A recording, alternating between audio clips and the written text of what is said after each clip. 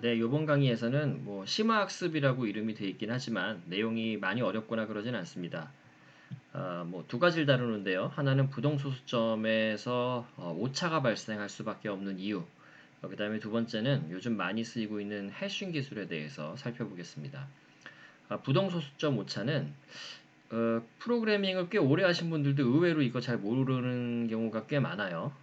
결국 핵심은 뭐냐면 우리가 컴퓨터로 표현할 수 있는 수가 한계가 있죠. 특히 큰 숫자 같은 경우도 64비트 정도까지, 물론 파이썬은 그거보다 큰 숫자도 표현을 가능하게 해주지만 기본적으로 컴퓨터라는 것이 메모리의 어떤 한계가 있기 때문에 표현할 수 있는 숫자에 그 한계가 있을 수밖에 없습니다. 그게 이제 큰 정수로 커지게 돼도 한계가 있고요. 그 다음에 작은 소수점 숫자를 표현하는 거에 있어서도 한계가 있는데 큰 숫자에 대해서는 다들 직관적으로 쉽게 이해를 하고 있습니다. 가령 32비트만 쓸 수 있는 상황이다. 숫자를 표현하는데 그러면은 제일 큰 숫자는 2의 32승 빼기 1이 되겠죠. unsigned 인티저인 경우에 한해서요. 근데 이게 작은 숫자로 가면 어떻게 될까? 뭐 작은 숫자에도 상황은 비슷합니다. 먼저 예제를 하나 볼게요. 자, 요거 이제 요거 돌리면 어떻게 될까요? 요 코드 간단하죠. 리스트에 0.1이 있고요. 그 다음에 a에다가 10을 곱하죠. 그러니까 이거는 a 안에 있는 모든 값에다 10을 곱하는데 값이 하나밖에 없으니까 0.1 곱하기 10이 되고요. 그걸 더한 거니까 10이 출력이 돼야 될 겁니다. 근데 얘를 돌리게 되면 0.999999와 같이 이거 컴퓨터가 잘못된 거 아니야? 고장난 거 아니야? 라는 생각이 들 정도로 의아한 결과가 나타나게 됩니다.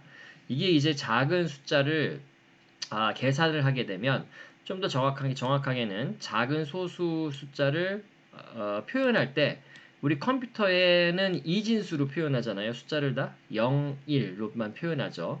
그게 큰 숫자일 때도 그렇고 작은 숫자일 때도 그런데 작은 숫자일 때도 이게 100% 정교하게 표현이 안 되는 경우들이 있습니다.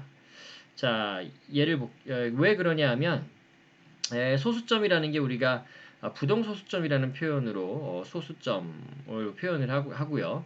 사실 큰 숫자도 우리 실수 같은 경우에 부동소수점을 이용으로 해서 이제 표현을 하죠. 근데 그때 작은 0점 밑에 그 소수 자리의 숫자들이 정확하게 표현이 안 돼요. 그럴 수밖에 없는데 자, 이제 이 예를 보면 좀 이해가 되실 수 있습니다. 예를 들어서 우리가 0.1101 이게 이제 이진수로 표현된 숫자라고 표현을 해볼게요. 우리가 앞에서 어, 소수가 아닌 정수에 대해서는 뭐 이진수인 거 십진수로 쉽게 바꿀 수 있었죠. 근데 여기서도 규칙은 똑같습니다. 아, 첫째 자리, 그러니까 소수점 아래로 소수점 아래 첫째 자리, 둘째 자리, 셋째 자리, 뭐 넷째 자리 이렇게 표현이 되고 있고요. 그럼 이진수기 때문에 소수점 아래 첫째 자리는 2의 빼기 1승이 될 겁니다. 소수점 아래 둘째 자리는 2의 빼기 2승이죠. 셋째 자리는 2의 빼기 3승이 되겠죠. 우리 십진수도 마찬가지잖아요. 십진수도 10의 마이너스 1승 자리, 10의 마이너스 2승 자리, 10의 마이너스 3승 자리, 소수점 아래가 그렇게 나가니까 이진수인 경우도 똑같습니다. 2의 마이너스 1승, 2의 마이너스 2승, 2의 마이너스 3승, 그쵸? 이걸 뚝 합산을 하게 되면 십진수로 환산하게 되면 이진수 0.1101은 십진수로 하게 되면 0.8125가 됩니다. 뭐 계산할 수 있습니다. 어렵지 않죠? 자, 근데 이제 반대로 또 요 십진수를 이진수로 표현하려면 어떻게 되느냐?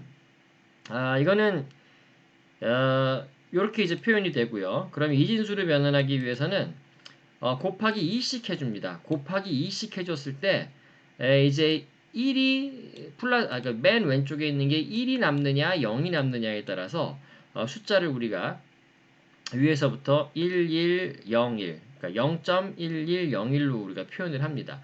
왜냐하면은 이 숫자를 이제 곱하기 2를 한다는 얘기는 요 2의 빼기 1승 자리를 정수로 만들어주는 거죠. 0 아니면 1이겠죠. 근데 그죠 이게? 그래서 요 숫자들을 2씩 곱해 나가면서 맨 왼쪽에 떨궈지는 숫자들을 우리가 표현하면 됩니다.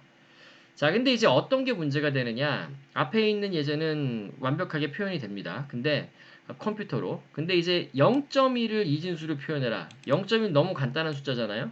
근데 이게 에, 되게 재밌는 게 0.1을 이진수로 를 표현을 하려면 이건 십진수 0.1입니다. 10진수 0.1을 이진수로 표현하려면 뭐 앞에 나왔던 방식대로 그죠? 20 곱해 나가면 됩니다. 20 곱해 나가니까 0.2가 되니까 0이고요. 그 앞에. 그 다음에 이 숫자를 다시 2를 곱하죠. 그러니까 0.4가 되니까 0이 되고요. 곱하니까 0.8, 0이 되고요. 0.8 곱하기 2니까 1.6. 그래서 이제 앞에 1이 처음으로 하나 생긴 거죠. 그 다음에 1은 빠져나가고 0.6 곱하기 2 하니까 1.2가 되고요. 그럼 앞에 1이 생기고요. 또 0.1을 떨구고 0.2만 곱하기 2 하면 0.4가 되고 이게 반복이 돼요. 그죠?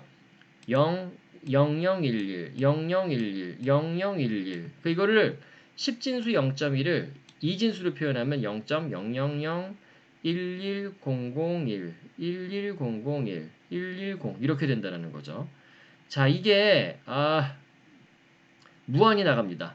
근데 우리가 표현할 수 있는 요 숫자는 무한하지가 않잖아요. 컴퓨터에서는. 그래서 이제 오차가 발생을 하는 겁니다. 여기에서.